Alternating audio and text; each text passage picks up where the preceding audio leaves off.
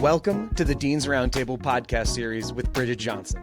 Each month, we bring you game-changing conversations about K-12 education and leadership. Join us as top educators, field experts, and administrators share actionable strategies to transform your school community. Let's dive in. Welcome to the Dean's Roundtable podcast. I'm Bridget Johnson, the founder of the Dean's Roundtable, a space created for student life professionals to connect, learn, share, and grow together. Today, we're exploring a critical question facing educators. In an age of increasing polarization and digital distraction, how do we create spaces for authentic dialogue that builds genuine connection and belonging? My guest today is Liza Garanzik, founder of Real Discussions, an organization that's transforming how schools approach dialogue and community building. As an award-winning educator who has partnered with over 70 independent schools, Liza brings unique insights from her extensive research into the relationship between discussion skills and belonging. Through her varied roles in independent schools as teacher, administrator, advancement officer, and trustee, she's witnessed firsthand how structured yet authentic discussions can reshape classroom dynamics and build stronger communities. In our conversation today, we'll explore the patterns that led to Real Discussions development, its measurable impacts in schools, and practical strategies for fostering meaningful dialogue that translates to students' future success. Whether you're looking to strengthen your advisory program or build more inclusive classroom discussions, this conversation offers both the research and practical tools to make it happen. Welcome, Liza. So happy to have you today. Let's jump right in. So tell us about your journey. Well, thanks for having me, Bridget. I'm thrilled to be here after having been an avid listener. And thank you for that beautiful introduction as well. You really encapsulated my work. And as you said, my journey started as an independent school faculty member. And I think that I actually started working in independent schools first in advancement. I began in an annual fund, which is a really interesting place in a community. If you haven't sat in an annual fund bench, it is a place where you see all the friends of the school, faculty, parents, alumni, staff, former staff, on and on and on. And so I think it was from that original perspective that I realized, wow, independent schools are complex communities. And they are Yes. communities that mean so much and so many different things to so many different people all at the same time. And it was from, I kind of quickly realized that actually my favorite days on the job were the days when it was photo shoots and I was with children. So I moved Uh-huh. into teaching. I started teaching in middle school, eventually moved into high school, Mm-hmm. served as a dean of students or in a student life leadership role. And then moved back into advancement. And what I would say is all the way through that journey, I was really obsessed with this question of what does conversation do on our campuses? Mm. And my thesis essentially was that conversation is the mechanics of a school community. It Yeah, is how kids build friendship, as young as being in preschool or pre-K. absolutely. And it is how board meetings happen, right? And yet so often schools don't have defined strategies for norming and building the skills folks need to engage in the conversations that our schools want to be having. And so I said, well, I'll start in my little sphere of influence, which at the time was a little middle school classroom, and I said, how can I build a structure to help these kids who are growing up, all of them at this point would rather text than talk. How Right. can I help them learn the art in what I think actually is a deeply human art, Mm. and a really important skill in an AI age, I will also say, but the deeply human art of great conversation. And how can I break that into teachable, learnable skills for kids Mm-hmm. who look at you like you have 6 heads when you tell them, screens down, you're just going to talk to each other for 25 minutes. So that's where Real came from. I think I tried to solve not only for kind of like the Gen Z factor, but also focused Mm-hmm. a lot on inclusion and belonging, and realizing that often the patterns of conversation that we defaulted to made it so that the same voices were loudest of the most often. And I really wanted to Mm. think about how we could give all students the skills and self-awareness they needed to create space for each other. Um, this has been a journey that has taken a lot of twists and turns over the last decade. Sure. Um, and I'm proud now to work with academic leaders in really helping define what we think of as discussion skill strategies for an entire campus. What does this look like Awesome. for a second grader? What does it look like for a sophomore? What does it look like for a faculty member? So that's been some of the journey and the work we're doing now. That is so awesome. Thanks for sharing that. And so you've talked a little bit about how real discussions came about, but talk about the patterns you observed in the schools that really led you to develop real discussions. Yeah. And I'm sharing this hoping that some listeners might kind of cringe in recognition here. I'm really out on a limb, but I was a teacher who believed deeply in student voice in my classroom. Um, Hmm. I, did discussion-based activities every day. I taught English, history, middle school, high school, like basically no matter where I was like, even when I was coaching, it was really all Uh-huh. about voice. And what I also saw happening in my classroom, even as a teacher who was committed to, I'm a total research nerd. So I was like reading all of the pedagogy, Zaretta Hammond's latest article would come out and I'd say, oh, how can I like build these frameworks back into my classroom? Even as a teacher who is that committed to trying to make every voice heard, what I found in my own classroom was that the same voices were being heard. The same Mm. kids were kind of sitting back withdrawing. The same kids were just throwing in a one-liner, or Yeah. being a class clown. Yep. Um, and I would then be left at the end of a class discussion and go to my grade book, and Hmm. I'd try to grade this thing that was pretty ethereal, that kind of evaporated with the end of the class, and that I also knew in my gut was pretty inequitable. Mm. And frankly, what I would do most of the time was do a B plus or A minus, maybe a group grade. But basically, the strategy was like, make it a small enough part of the grade book that I'm not going to tank anybody. I'm not going to overinflate anybody, and I'm not going to incite parent phone calls. You know, Got it. Yes. and truly, and at some point, after probably a cycle of realizing these patterns in my own classroom, and really how queasy it made me to be assessing discussion, Mm. I went to some mentors, and really dug deep into what are the different models we have for not having discussion. So not just having discussions, but actually explicitly teaching and equitably assessing discussion skills. Mm. And the answer was there were a ton of activities for how to have discussion. There were not a lot of things. There were not a lot of resources around how to equitably, in an evidence-based way, assess discussion. So that's what I Mm. tried to build, was say, okay, how can I do the work of explicitly articulating what goes into discussion so that all students feel as if they can see a path to success for themselves Sure. in academic context, certainly. Yep. And how as a Absolutely. teacher can I be offering skills-based feedback that is not that really challenges, extroverts to listen and introverts to speak up, and like kind of really kids who, might be switching into the school from a different like from a very different type of school. How can I Yes. allow them the grace of a kind of on-ramp period while helping them Hmm. understand cultural norms? So that's real. Those were some of the patterns that I identified in my own teaching practice that really made me feel pretty queasy and that I set out to solve. And now, Awesome. that's what we partner with hundreds of teachers to work on. Awesome. And so, talk a little bit about the discussion. Let's discuss the relationship between discussion skills and belonging, Mm, and how that. I know you've done some extensive research on yeah. that. Let's talk about that a little bit.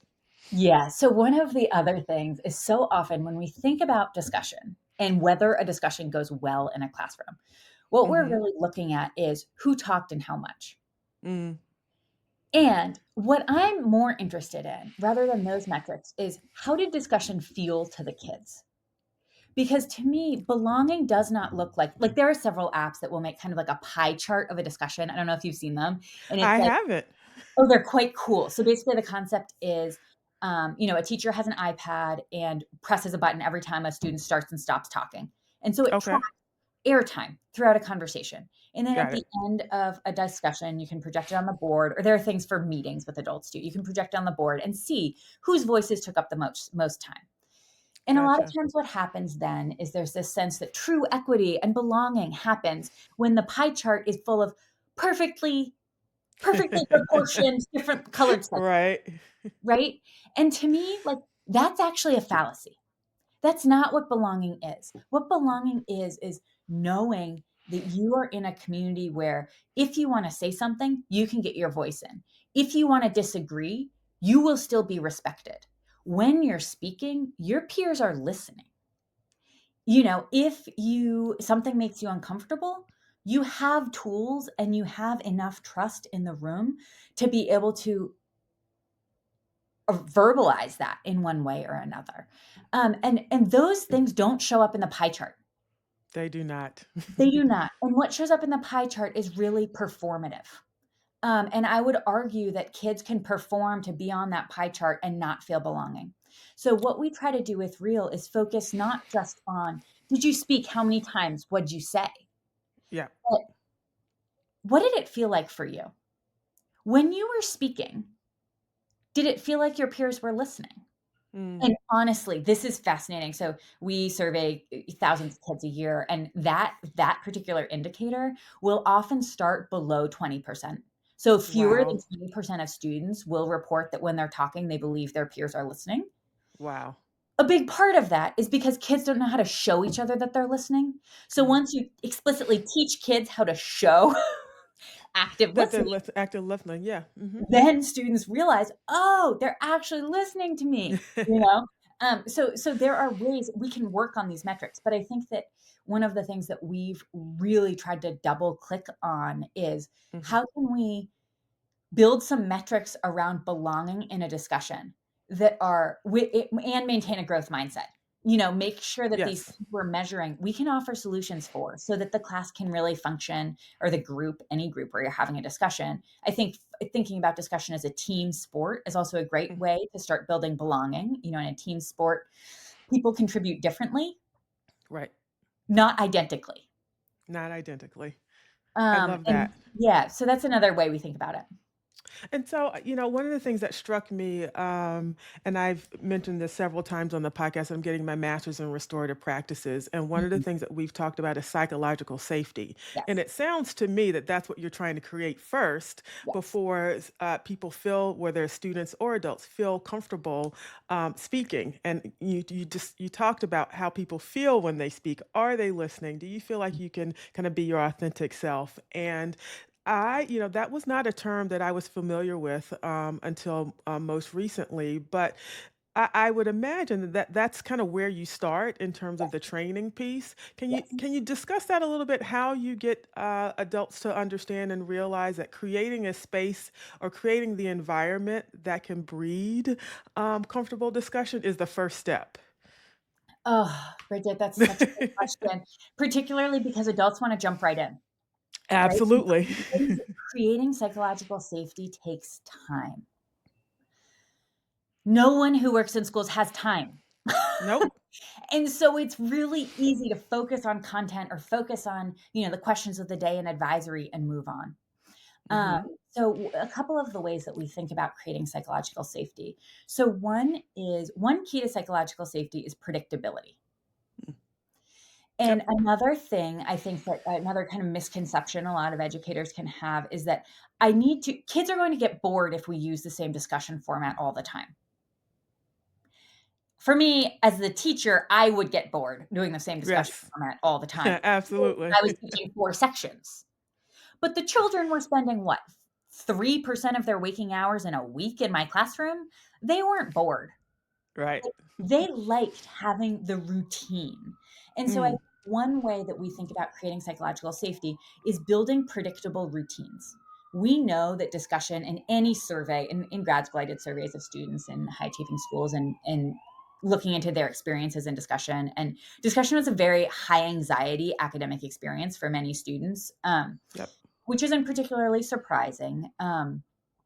But a couple of the anxieties that rose to the top in my research, one was I don't know that I can get my voice in if I have something to say. Mm. That was thing number 1. Thing number 2 was, Uh-huh. I don't know if what I have to say is good enough. Yep. And thing number 3, which I never would have predicted, I think there were 8 different options on this survey question, but challenge number 3 Uh-huh. the kids cited was, I don't know how to take notes, Huh. which was so weird to me. But Yeah. when I looked at those challenges, what I saw was actually those aren't challenges. Those aren't academic challenges. Those aren't kids saying, I don't know, I didn't do the homework last night, Right. or the teacher's not telling me how to prepare.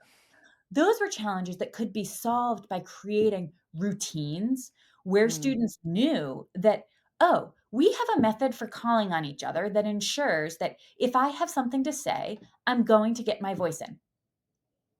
And so just by norming a method where students call on each other, in Real, we do a method where every time you've spoken, you hold up a finger for every time you've already spoken. If you haven't Oh, spoken interesting. yet, you hold up a fist, which is 0. Okay. And very quickly, kids graduate from counting, like I've spoken 7 times, to basically just holding up a fist if they need to get called on. And their classmates and it's the responsibility of somebody who's already spoken to identify Uh-huh. the next speaker. And it's the responsibility of someone who's spoken to make space for a voice that hasn't been heard yet in discussion. It's not the responsibility for that introvert to elbow her way into the conversation at minute 27 of 30 when no one wants to give her airtime. Got it. So, routines like that actually create enormous amounts of psychological safety, because what it does is it says to a child, your voice is going to get to be part of this conversation. Don't worry about that. Don't waste your cognitive and emotional energy worrying about that. So that's like one example of ways that we Okay. use routines to create psychological safety. I think another one is stopping to take notes. How to take notes. Mm. One of the things that we found is that when I kind of dug in on what was so challenging about note taking for kids, it's really attentional challenges. The complexity of Yep. paying attention and taking notes at the same time, Uh, and then since they're also living in this era where AI just transcribes everything, I think kids today really think that taking notes equals transcription. So then they're Ah. also just trying to transcribe, and you're like, wait, what? So anyway, a routine we have on that front that also relates to psychological safety is that kids stop and take notes. They're not taking notes during the conversation, except during predetermined times when they stop. Okay. And the note they take is write down the name of a classmate, write down their idea, and write down how that idea changed or challenged your thinking. Oh, interesting. I like that. And what that does is it means that 3 times in any discussion, students are being reinforced for them that mind changing is a part of learning, and that it's okay for your perspective to change, and that the point of conversation is to learn and to grow based on your classmates' contributions. And so that contributes to psychological safety, because suddenly you don't have to be right. Yeah. You know, So, yeah, so I was just gonna say, what do you say to the educator who's like, all this kind of structure and framework, like, how is that generating authentic conversation? Because it feels like now I'm too prescribed. Talk about that a little bit. I know. It sounds like you're in my inbox, Bridget. This is like the number one question we get on our website and in our trainings. So I totally get it. I understand the resistance to structure, particularly in this era of authenticity. I Mm. think that there's this false dichotomy between authenticity and structure. The way we think about it at Real is essentially at Real, we think about teaching discussion like a sport. And we think about how in elementary school PE, and bear with me, I promise we're going to get to the structure thing. No, I love it. Let's go. But so in elementary school PE, for example, kids are learning how to dribble and shoot and pass. In middle school, they're learning how to, when it's their turn, when they have the ball, they're learning how to make a decision. Am I going to dribble? Am I going to shoot? Am I going to pass? And then they're debriefing, oh, how did my decision impact the team's outcome? Now, for discussion, we think about it in elementary school. It's like, what are the parts, the separate, discrete skills of discussion that kids need to learn and practice? With Mhm. Real, 4 skills. We think about relating, excerpting or using evidence, asking and listening. So we teach those as discrete skills, different ways to do so. In middle school, we start to scrimmage. And kids start to metacognitively think about, oh, it's my turn to talk. What am I going to do with you at this time? Am I going to relate? Am I going to excerpt? Am I going to ask? Am I going to listen?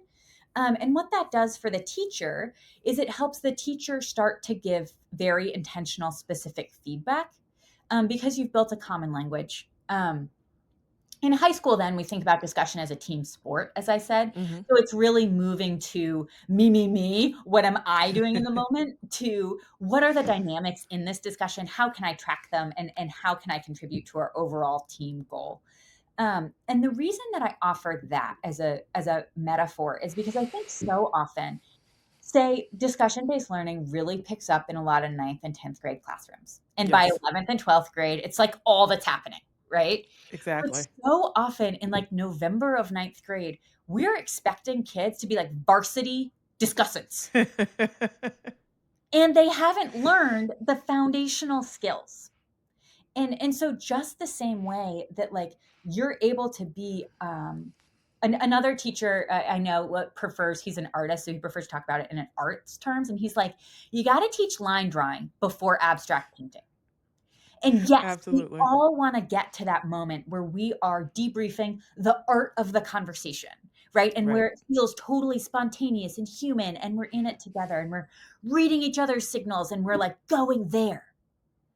But in order to get there, we have to do the drills and the calisthenics and the skill building so that we're able to, in the moment, really empower the kids to Mm-hmm. be fully present. If that does that help? Yeah, no, that totally makes sense, and I understand that. And so I loved a couple of things that you just did. I did not tell the listeners that REAL discussion. It's a real discussion. And I love that there are acronyms for that, and you broke it down. But I think it's important enough for you to say again what the REAL stand for in discussion and why that's so important. Yeah, absolutely. So the whole project was, how do we break the art of discussion into teachable skills? So we came up with these 4 skill families, and they span from elementary through adult, but have different levels of skills depending on, an 8-year-old versus an adult in a faculty meeting. But there are these 4 families of skills: relating, which means for us, building connections between ideas and people. So that's relating. Excerpting, or using evidence. It's really cute to hear elementary schoolers talking about excerpting, by the way. They're very proud of learning that word. Asking. I think so often asking is kind of like the throwaway discussion skill, but especially again in an AI era, learning how to ask precise questions is so critical, and understanding how the relationship between the question you ask and the answer or the conversation you unlock, like that cause and effect, is something that I think young people today desperately need explicit instruction in. So asking, Yes. and then listening, and listening to, I mean, it's crazy to think, but in most schools, listening stops being explicitly taught after age 8, which is Mm, usually second grade is usually when following instructions drops off report cards. wow. I didn't And even think about that. the exception is foreign languages, and Mm, auditory comprehension is part of foreign language courses. sure. But beyond that, listening is rarely explicitly taught and assessed. And I would argue that, especially in a world where, say, students are getting their first personal devices in middle school or high school, and attention becomes increasingly fragmented, and attention is neurologically the gateway to deep listening, I think that we need to be explicitly teaching listening in the years when kids' attention is most under threat. Yes. And we don't right now. So Yeah. relating, excerpting, asking, and listening are the 4 skill families that we teach at Real. We also believe that, like, yes, this should be taught in an academic context, but obviously, as any dean of students knows, like, all of those skills are germane to the student council conversation about the home, Absolutely. to the discipline council proceeding, to the drama that's happening backstage before the middle school musical. Like, these are skills that undergird student life, not just the discussion about Romeo and Juliet in third period English, Absolutely, that's correct. And so you talked about the progression, what you're dealing with and the skills that you're building with elementary, middle school, and high Mhm. school. But talk about that, how that translates to students' future academic and professional success, Yeah. because there's a and beyond, right? After those, after we leave, middle school and high school. Yeah, it's a great question, and it relates directly to so one of the things that we value at Real is purpose, and we believe that one of the things it's amazing. So in a lot of our surveys, one of the primary emotions that we see come through in kids' responses is relief. I think that there's Mm, this sense that like they're being taught how to explicitly do something that adults have expected them to do, but they've never actually learned. And a corollary to that is like, why do these skills matter to you? And I mean, we saw a sixth grade response. We saw a sixth grade response last fall that said these skills, like one of the questions we ask after 3 discussions is, where have you used real skills? mm. Like just bar none. And, Yeah. some say class discussion. This kid said, at the grocery store, I'm no longer scared when the cashier talks to me. Oh, Another kid said, when Postmates breaks, I can order my own dinner. yay. Another kid said on a date, another kid said with like mediating with between my two brothers at home. And so kids see the utility of these skills immediately. They find a lot of relief in it. And then if you ask them, how do you think these skills apply to their future? This is actually a survey Mm. question. So we have, like 15,000 responses on this. I mean, it's amazing to ask these kids what they basically see the future value of discussion being. They range they run the gamut from one response we got this fall that I think many people will appreciate is one kid said, "I'm really glad I'm learning these skills for when I'm trying out for president. I'm gonna need to make my point clear, and I'm gonna need to listen to others who disagree." And I was like, "You have my Mm, vote, child." Like, absolutely. we see that, but we also see kids saying, "I want to be a therapist, and I know Mm, that it's going to be important to listen to my patients." We see kids saying, "I'm going to be a lawyer. I'm going to be a businessman. I'm going to be a doctor, and I want to know how to listen to patients. I'm going to need to ask good questions in a courtroom. I'm going to need to be prepared for college." Um, and so I think that students are very clear that the skills they're learning, one, they haven't been taught before, and two, these are useful to them now and in the future. absolutely. I love that. And so, one of the things we haven't talked a lot about, adults using this model Mm. because I mean, our focus has been on the students so far, but have you worked with adult groups on real discussion? And where do you feel like kind of not where the deficits are, where are the real challenges for adults when it comes to following this type of model? Okay, so one, I'm not brave enough to walk into any faculty meeting and say, "All right, we're all going to use the real protocol now. Everyone, want to talk? Put up a finger. Let's chat." Like that seems like just a death trap for an academic leader. So I haven't tried it exactly, but what I can tell you is a couple of things. So one is first that we have many of the academic leaders we work with. So these are a lot of associate heads for academics or deans of academics, deans of teaching and learning, deans of faculty. So folks who have supervisory responsibilities for adults on independent school campuses. What we Hmm. hear from them is that the conversation dynamics have changed among the adults who use this model with students Okay. because they have become so attuned to the mechanics of conversation through the training and work with students that then when they show up in a conversation themselves, they act differently I and they like that. create space for each other. And so there's kind of this metacognitive, I would say much more kind of subtle Mm, element we see emerging in terms of impact for adults. I also think that with adults, I like to think a lot about how we are helping um, adults, educators solve the problems that they are seeing and experiencing with students themselves. And most adults who work with today's students have some kind of, I kind of think about this broadly as what I call yeah. the conversation crisis in our country. Okay. Basically any adult, no matter what corner of campus you work on, you have some experience with kids not communicating well in person. Even if Yes. you're working in an advancement office, right? Yep. Your student volunteers might look different, or they might not hold the door because they don't look behind them anymore because they're on their phone. It doesn't matter. It can look and feel different. But I think that all adults who work on a campus have some sense of, oh my goodness, there is this communication crisis happening among today's youth. And adults are very invested in modeling good behavior for students.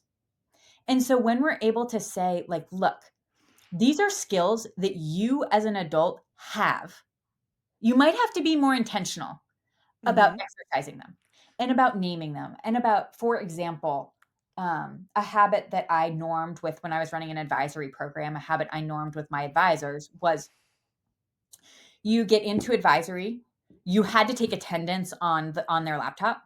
You take Uh-huh. attendance on your laptop, you close your laptop, and you go and you sit in front of your desk. You can sit on your desk or you sit in front of your desk.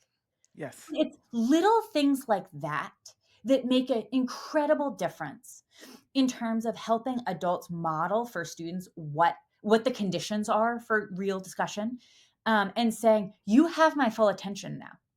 Mm, I love that. Um, I was gonna jump in and ask, so why do you feel like you know, real discussions are so or feel so hard today for kids and adults, especially across lines of difference? so I am going to quote a ninth grader in answering this Okay. question. We saw a ninth grade student survey come in from Chattanooga, Tennessee. And this Mm-hmm. child said that with Real, what they'd learned was that it was possible to disagree with each other's ideas, not whole entire identities. Wow. Mic drop, right? Wow. Yeah.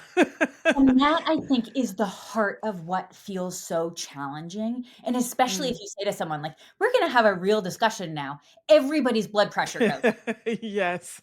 Yeah, because we're living in this moment where everything feels so identitarian and so high stakes and so irreversible and so able to be documented and used against you, Against you. right? Yep. The psychological safety metrics that you talked about earlier are just they're essentially negative in every, like, our baseline is like, it's not that there's no psychological safety, it's that there's actually distrust.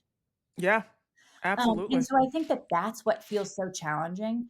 And again, the more that we can norm and ritualize our Mm. habits of discussion, I think the more we can build the foundational groundwork, trust, and predictability and community norms we need to help kids be able to show up and deeply connect and feel comfortable expressing themselves.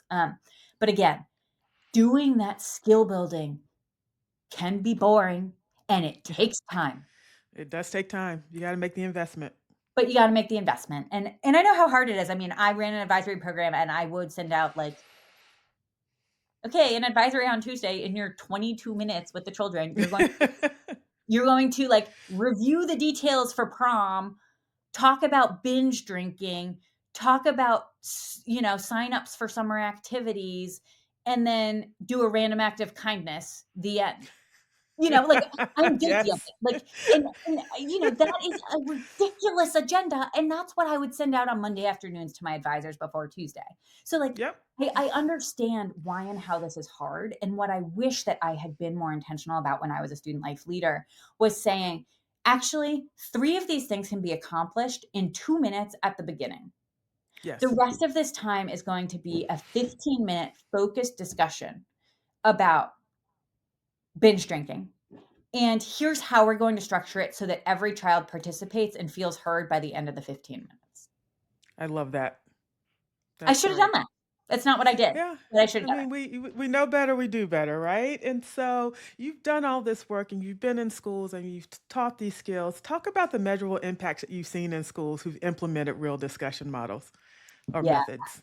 Yeah. I mean, this is what I'm most proud of, Bridget. So it's Yeah. one thing.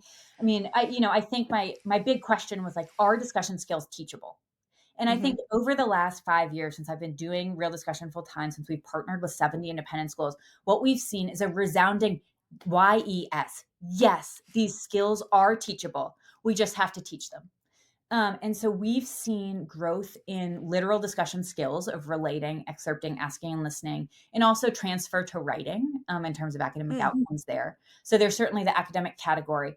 But we've also seen growth in our belonging indicators. So those are things like I offered the belonging indicator earlier of when I speak, I think my peers are listening, but also belonging indicators like I'm confident expressing disagreement.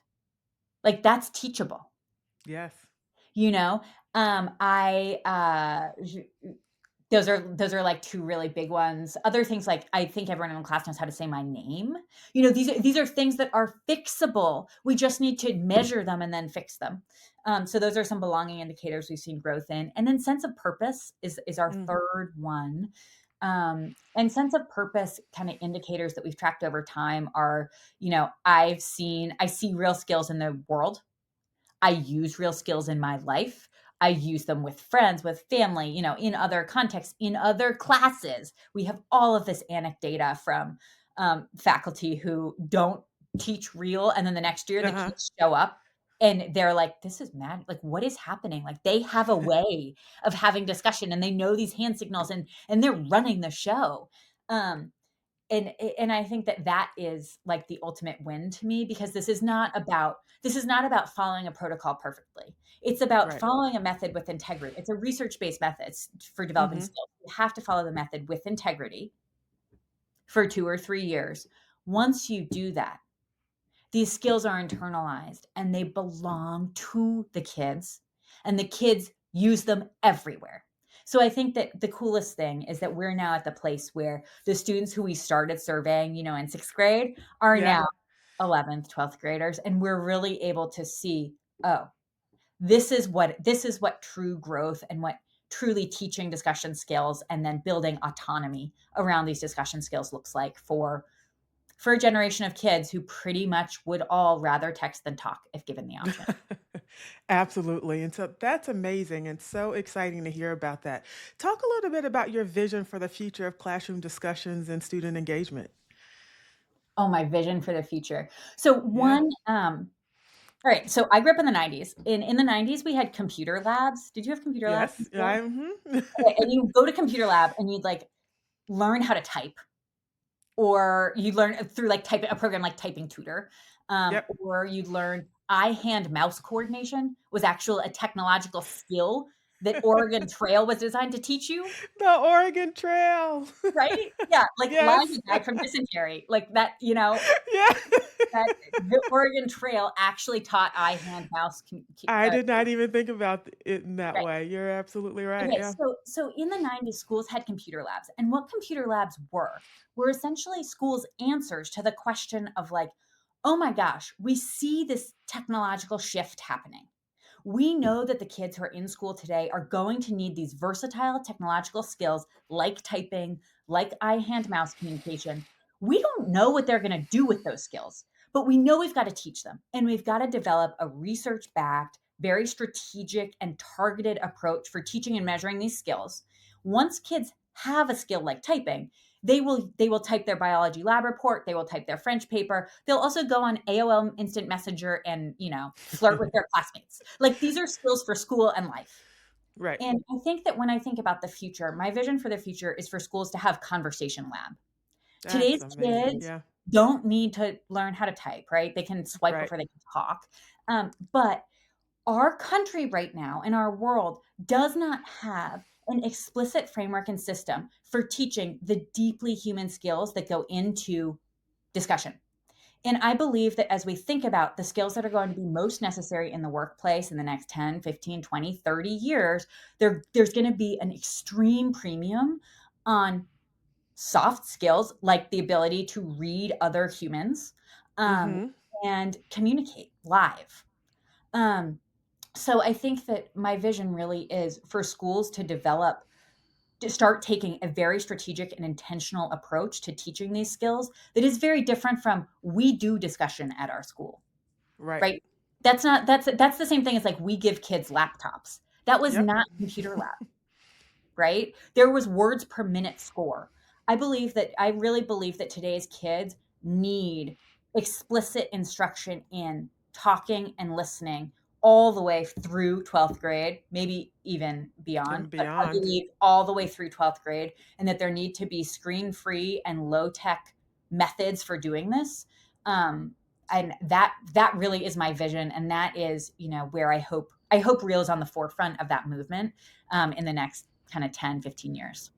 That would be amazing to have conversation labs. I never even thought of it in that way, but you're so right in terms of needle has moved so far, to the left in terms of real interaction. Yes, We're keyboard warriors is what I like to call people these totally. days, and we've taken the element of kind of personal touch or personal connection just kind of out of it because there's no real human connection, so to speak, when you're in front of your computer and you're commenting on someone's post or you're liking someone's video, and we don't know what it feels like anymore to have real human discussion. And I think in some ways, have we stunted our children's growth in that way? Are they afraid of it because they're not practicing or exercising that muscle? And so for you guys to be thinking about conversations in that way, I think is amazing. I also am excited to see kind of how that unfolds and how I hope schools will gravitate towards that because it's so important and so needed right now. Yeah, and something you said, Bridget, just reminded me of the book The Good Life, Mm, which came out. It was by the current directors of the Harvard study, which okay. tracked kind of happy indicators of happiness over Yep. generations. Um, and I wrote an article about this maybe last winter, but essentially the idea that like conversation isn't just for success academically. Like we think about class discussion and we think about like how are we teaching the kids the skills they need to go rock at Harvard, right? Right. Like, sure, that's important in the independent school Sure. world, that will always matter. But foundationally, conversation is how the most meaningful parts of a human existence happen, right? That's how Yeah. conversation is it's literally it's like how you build friendships, how you fall in love, how you explore for people who have a spiritual background, how you explore the line between faith and reason, how you lead. All of these things require conversation. And we They do. skip that. We really skip it. But I think that realizing that this is not just about preparing students with an important professional skill set, but a really critical skill set that they need to build deeply human connections in an era where they don't have them. They Um, don't have them, and we're not saying that they're important right now. yeah, we're not saying they're important, and um, we see the loneliness crisis, like there's Yeah. so many They're societal all connected. that are really all connected. And I think just learning how to be David Brooks is another leader on this front who's articulated some of this in his most recent book on how to know a person. He talks a lot Uh-huh. about the declining social fitness of our society. And I think about what that means for youth Mm. and really how conversation lab skills, those are what are going to set our kids up to lead happy, fulfilled lives, not just go be the world's best neurosurgeon, the next president, the business titan. And so I think it's worth pausing on that because it matters that we pay attention to the kids' humanity, especially in these really achievement oriented cultures in which we operate. It absolutely matters. And I think that's a nice place for us to kind of pause and wrap up here. So, for our audience, what are three takeaways that you would give to them today? So one, I would think I would hold on to the idea that conversation is how community happens at school. Mm, And it really is the mechanics of how community happens in the classroom, on the sports field, on the quad. So paying attention to how your school teaches and norms conversation can have a giant impact. And we don't often think about that. I think like reducing it to something that small, but I think it is a relatively small place of focus that can have a giant impact. I think point number two is that discussion skills are teachable. like that is loud and clear, but goodness, in today's world, let's teach them. Let's do it. Yeah. Model is one way to think about doing so. It's not the only way, but I think that all schools should be committed to teaching discussion skills in today's world. And lastly, what I would say is, this is just a quote that I keep posted above my desk and that I used to share with my students all the time, but it's a Simone de Beauvoir quote, and it's that attention is the purest form of generosity. Oh, I like that. And I think I want to use that as the ending note here, because I think that learning how to pay attention and how to manage your attention is the way that you learn how to be a good conversational participant. And I think so often we skip that step. Again, I think that there's so much in discussion that is human. And I see that by celebrating discussion, we're actually celebrating what is human in a really tech-centric world. Awesome. Thank you so much, Liza. This was a riveting discussion. I loved every moment of it. And, real discussions, so important. And so I hope our listeners and watchers will take some of those things away from them, and not only for students in the classroom, but for our everyday lives. I mean, so many nuggets there for all of us to pay attention to. So thank you so much again for being on the podcast with us, and we'll see you again soon. Thanks for having me, Bridget. Best host ever. Yay. Thank you for joining us for this episode of the Dean's Roundtable podcast series. For those of you leading the charge in student life, if you're ready to rediscover what made you fall in love with this work in the first place, join us at the Dean's Roundtable Annual Conference. During these 4 transformative days, you'll connect with fellow deans, share game-changing ideas, and walk away with practical strategies you can use right away. Head to deansroundtable.org to learn more. And if you enjoyed today's conversation, be sure to subscribe wherever you listen to podcasts.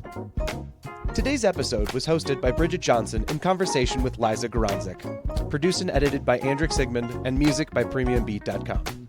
For any questions, contact information can be found in the episode description. And, as always, thanks again for listening.